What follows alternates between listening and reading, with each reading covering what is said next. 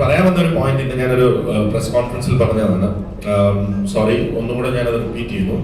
നമ്മുടെ സിനിമ ഞാൻ എൻ്റെ കഴിഞ്ഞ ദിവസം എൻ്റെ ഒരു സിനിമ ഇറങ്ങി.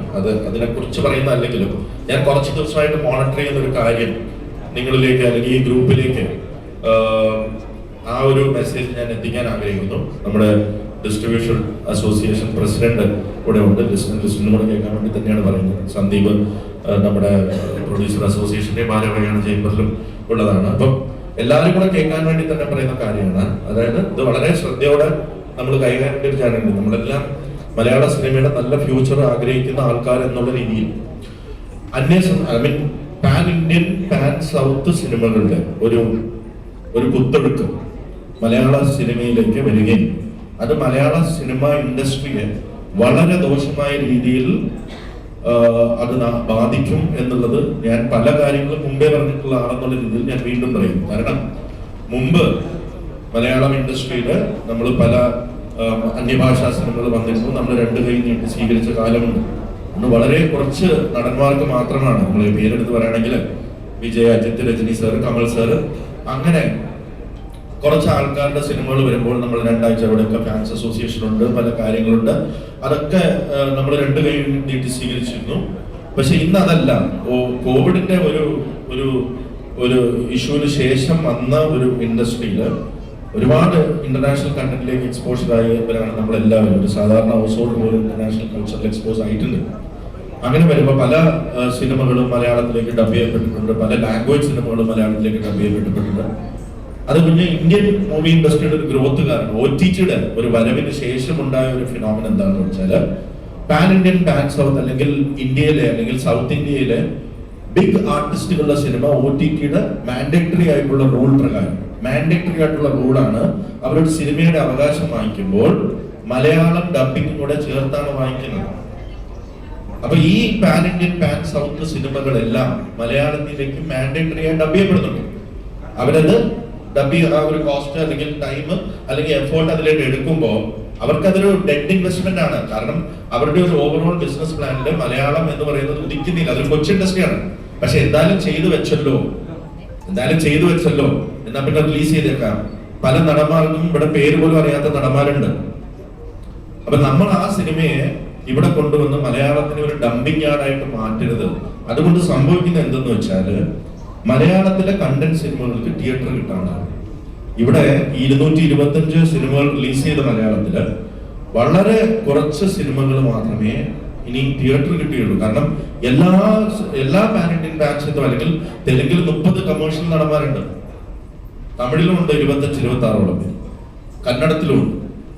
ഇവരുടെ എല്ലാ സിനിമകള് നമ്മൾ ഇവിടെ റിലീസ് ചെയ്യാൻ തുടങ്ങിയാൽ മലയാള സിനിമയുടെ അവസ്ഥ എന്താണ്? മലയാള സിനിമയുടെ അവസ്ഥ വളരെ പരിതാപകരമാണ്. രണ്ട് സിനിമ, അതായത് മലയാള സിനിമാ ചരിത്രത്തില് മലയാള സിനിമ ഉണ്ടായതിനു ശേഷം ആദ്യത്തെ ക്രിസ്മസ് ആണ് ഒരു മലയാളം പടം റിലീസ് ചെയ്തത്. 5 സിനിമകൾ വന്നുകൊണ്ടിരുന്ന സമയമാണത്. 5 സിനിമയ്ക്ക് സ്പേസ് ഉണ്ട്. ആ 5 സിനിമ വരുന്ന സമയത്ത് ഒരു മലയാള സിനിമയും ബാക്കിയെല്ലാം അന്യഭാഷാ ചിത്രങ്ങളാണ് റിലീസ് ചെയ്തത്.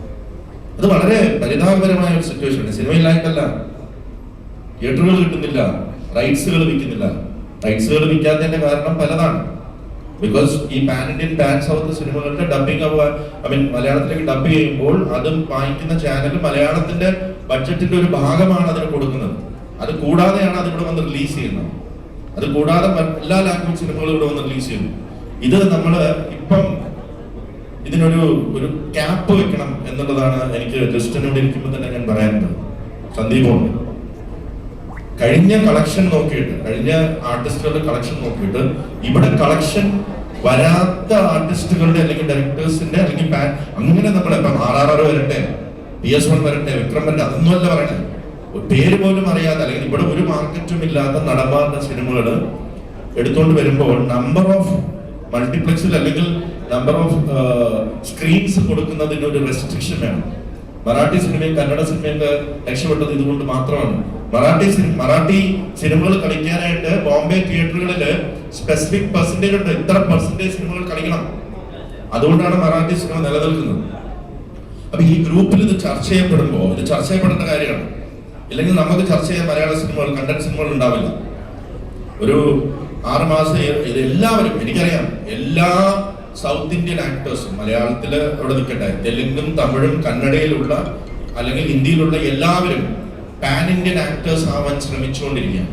എല്ലാവർക്കും എല്ലാ മാർക്കറ്റിലും വരുമ്പോഴാണ് അവരുടെ റെമ്യൂണറേഷൻ. ഞാനൊരു പാൻ ഇന്ത്യൻ ആക്ടർ ആണെന്ന് പറയുകയാണെങ്കിൽ അവർക്ക് തെലുങ്കിലും തമിഴിലും കന്നഡത്തിലും മലയാളത്തിലും ഹിന്ദിയിലും മാർക്കറ്റ് വരുമ്പോഴാണ് അവരൊരു പാൻ ഇന്ത്യൻ ആക്ടറാണ്. ആ പാൻ ഇന്ത്യൻ ആക്ടർ ആവാനുള്ള ശ്രമത്തിലാണ് സൗത്ത് ഇന്ത്യയിലെ എല്ലാ ആക്ടേഴ്സും.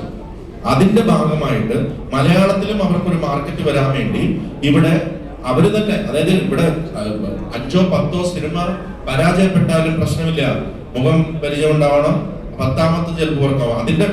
അതുകൊണ്ട് നമുക്കുണ്ടാവുന്ന എന്താണ്, മലയാള സിനിമകള് ഒരു ആരും കേറാത്ത സീസണുകളിൽ 5ഉം 10ഉം സിനിമകള് ഒരുമിച്ച് റിലീസ് ചെയ്യുന്നു. 10 സിനിമകൾ റിലീസ് ചെയ്ത ആഴ്ചകളുണ്ട്, ആരും ഒരു ഷോ പോലും നടക്കാത്തത്. ഞാൻ അനുഭവിച്ച കാര്യം ഞാൻ ഒന്നുകൂടെ പറയാം. അതായത് ഇപ്പം മലയാള സിനിമ ഇറങ്ങുന്ന ആള് കയറുന്നില്ല എന്ന് പറഞ്ഞ് തിയേറ്ററുകാർ കംപ്ലൈന്റ് ചെയ്യും. എന്താ കാരണം? തരുന്ന ഈ ഒരു കണ്ടന്റ് സിനിമകൾ, വലിയ ആർട്ടിസ്റ്റ് ഒന്നും ഇല്ലാത്ത അല്ലെങ്കിൽ വളരെ നല്ല സിനിമകൾ എന്ന് എനിക്കറിയാവുന്ന പല പേരുണ്ട്. തരുന്ന ഷോയുടെ ടൈം എപ്പോഴാണ്? രാവിലെ 9 മണി, 9:40, രാത്രി 10:30, 11 മണി. എന്നിട്ട് ഉച്ചയ്ക്ക് എന്നിട്ട് പറയുന്ന 3 ഷോ തന്നു, 3 ആളില്ലായിരുന്നു എന്ന് പറയണേ. എന്നിട്ട് ഷോ ടൈം അടുത്ത ദിവസം എടുത്ത് മാറ്റാണ്.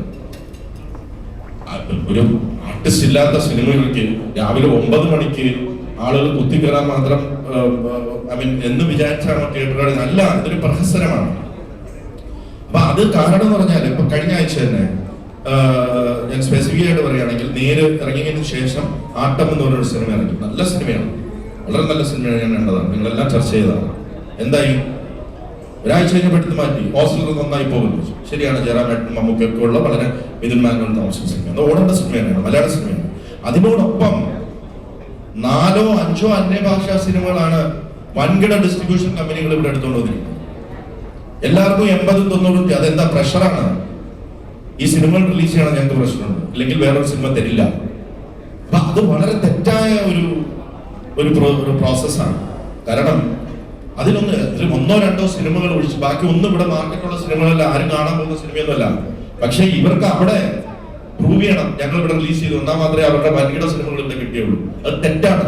അതുകൊണ്ട് സംഭവിക്കുന്നത് എന്താണ്? മലയാളത്തിലെ കണ്ടന്റ് സിനിമകൾക്ക് തിയേറ്ററുകൾ കിട്ടുന്നില്ല. ഞാൻ അനുഭവിച്ചാണ്, ഞാൻ ലിസ്റ്റിനോട് സംസാരിക്കുന്ന കാര്യമാണ്. ഹൽബു എന്ന് പറയുന്ന സിനിമ, സാജിദിന്റെ സിനിമ, വളരെ നല്ല രീതിയിൽ ചെയ്ത സിനിമ. ഇവിടെ എത്ര പേര് അത് കണ്ടിട്ടുണ്ടെന്നാണ്. ഞാൻ അതിനെ കുറിച്ച് പറയുന്നില്ല, അതെന്റെ സിനിമ അതുകൊണ്ട് പറയല്ല. പക്ഷെ നാളെ ഉണ്ടാവാൻ പോകുന്ന ഒരു സാഹചര്യം ഒന്നും കൂടെ പറയാം. എനിക്ക് തന്നിരിക്കുന്ന ഷോർട്ട് ടൈം വ്യക്തമായിട്ട് എനിക്കറിയാം. ഞാൻ ചോദിച്ചപ്പോൾ പറയണത് അത് പ്രഷറുണ്ട്, കാരണം അത് ഓടിയില്ലെങ്കിലും ഞങ്ങൾക്ക് അത് കൊടുക്കണം, ഇല്ലെങ്കിൽ ഞങ്ങൾക്ക് വിജയുടെ, അജിത്തിന്റെ, രജനി സാറിന്റെ, കമൽ സാറിന്റെ പടം കിട്ടുകയില്ല എന്നാണ്. അതെന്താണത്? അപ്പം അതായത് വീക്കെൻഡിൽ ഓടിക്കണം, തിങ്കളാഴ്ച തൊട്ട് തരാമെന്നാ പറയുന്നത്. അതെങ്ങനെ?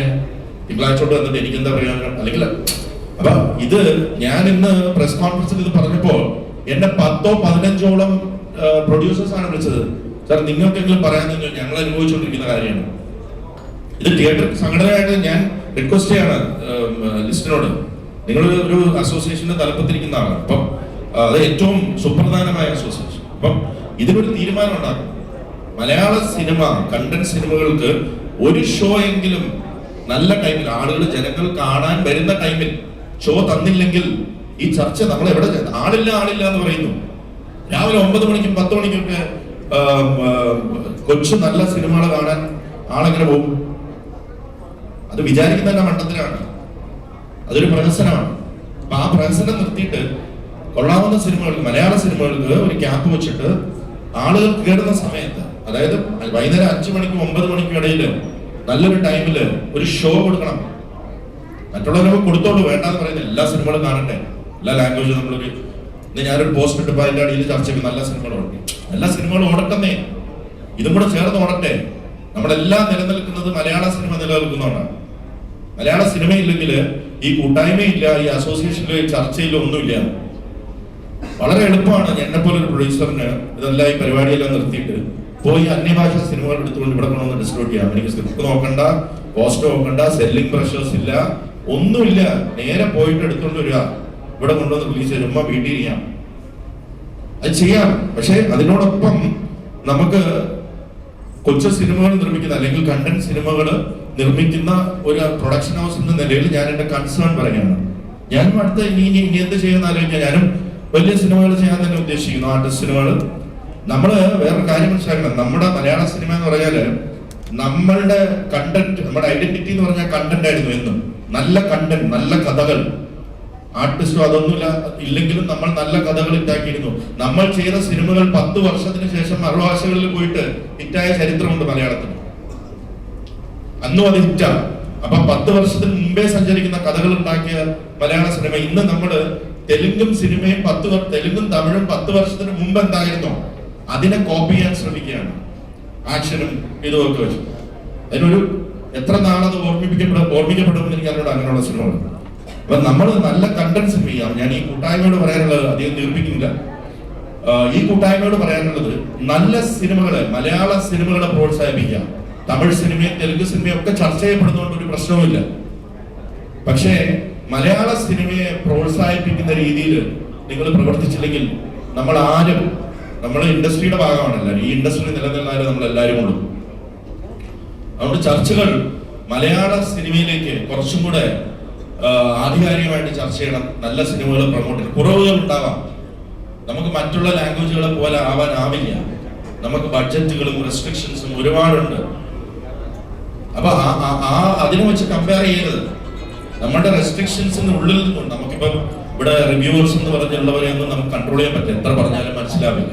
അതുകൊണ്ട് അതിനെ കുറിച്ച് ചർച്ച ചെയ്തിട്ട് കാര്യമില്ല. ഈ കൂട്ടായ്മകളാണ് ജെന്യുവിൻ റിവ്യൂവേഴ്സ്, ജെന്യുവിൻ. അതൊരു തൊഴിലായി സ്വീകരിച്ചിട്ട് നമ്മൾ എന്ത് പറഞ്ഞിട്ട് കാര്യമില്ല, നല്ല സിനിമകൾ ഉണ്ടാക്കും എന്ന് പറയാൻ പറ്റുള്ളൂ. പക്ഷെ നമ്മൾ പെടുന്ന പാട്, എനിക്കറിയാം ഷെഫി എന്ത് പാടുപെട്ടാണ് ഈ പടം ഇറക്കിയത്, എത്ര ഡിസ്കഷൻ അല്ലേ.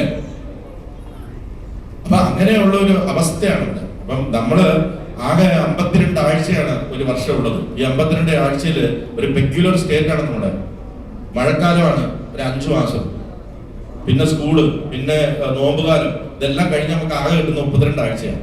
ഈ 32 ആഴ്ചയിൽ വേണം അന്യഭാഷാ സിനിമകളും നമ്മുടെ സിനിമകളും വലിയ സിനിമകളും പാൻ ഇന്ത്യ സിനിമകളും എല്ലാം ഇറങ്ങാൻ. അതിന്റെ ഇടയ്ക്കൂടെയാണ് പണ്ട് 5ഓ 10ഓ സിനിമകൾ, വലിയ അന്യഭാഷാ സിനിമകൾ വന്നിട്ടെടുത്ത് ഇന്ന് 40ഓ 50ഓ സിനിമകൾ ഇവിടെ വന്ന് തിയേറ്റർ എടുക്കുകയാണ്. അപ്പം കണ്ടന്റ് സിനിമകൾ ഇല്ലാതാവുന്ന ഒരു കാലം വരുന്നതിന് മുമ്പേ ഇതിനൊരു ആക്ഷൻ എടുക്കണം. ലിസ്റ്റ് ഞാൻ കൂടെ ചേർന്ന് തന്നെയാണ് പറഞ്ഞത്. സന്ദീപ്, ഇതിനൊരു ചർച്ച നമുക്ക് ആവശ്യമാണ്. നിങ്ങളെല്ലാവരും അതിനെ സപ്പോർട്ട് ചെയ്യണം എന്ന് പറഞ്ഞുകൊണ്ട് ഒരു വലിയ പ്രശ്നമായി പോയെന്ന് തോന്നുന്നു. പക്ഷെ എനിക്ക് തോന്നുന്നു ഇത് ആവശ്യമായിരുന്നു. അതുകൊണ്ട് തന്നെ പറയാനുള്ളത് ഞാൻ പറഞ്ഞു. Thank you so much.